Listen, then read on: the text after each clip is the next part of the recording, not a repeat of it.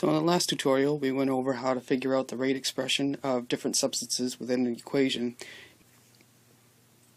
Now I just want to show you how you will go about substituting numbers in to those rate expressions and being able to figure out the rate of a particular reaction. So here's your first example for something like this. What I recommend, as I've recommended before, is just going through and reading the problem and checking to see what it is that you've been given before you actually go and try to determine this type of calculation. So in this case you have an initial concentration for N2O5 and it is 1.24 times 10 to the negative 2. Now over a set amount of time, which in this case at 1200 seconds, that concentration is going to change to 0.93 times 10 to the negative 2. What you need to do is calculate the average rate of decomposition of N2O5 during this time interval, which, if you notice, your initial start time in this case is 600 seconds. So let's just go through. First thing I recommend is that you just do out your rate expression.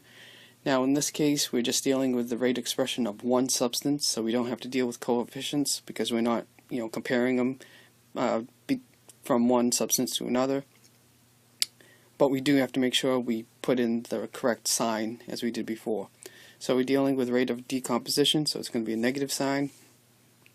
Up top you have the change in concentration, which change in concentration is just going to basically be final minus initial.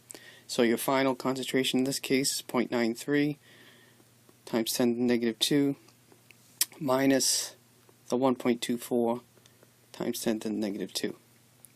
That's going to be over the change in time, which again, final minus initial.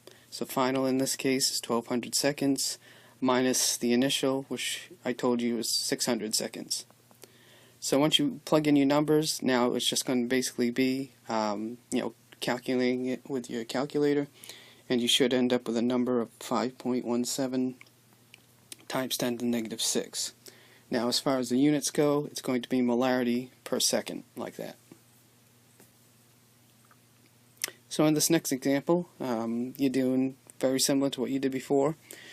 You have initial concentration of I minus in this case, and that is 0.00169. Then you're going to go to a time of 8 seconds. At 8 seconds the concentration changes to 0.00101. You need to figure out the average rate of decomposition of the I minus.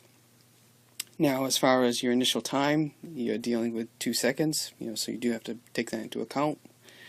So the first thing I recommend, do out your rate expression. You're dealing with the rate of decomposition, so that will be negative. And then just set it, change the concentration, so final minus initial. Final in this case is 0.00101 minus the initial, which is 0.00169. That's over the change in time, which in this case your final time is 8, your initial time was 2. So do that out, and you end up with 1.13 times 10 to the negative 4, and again in this case it's going to be molarity per second. Now sometimes for the time you might have it in hours, that's fine.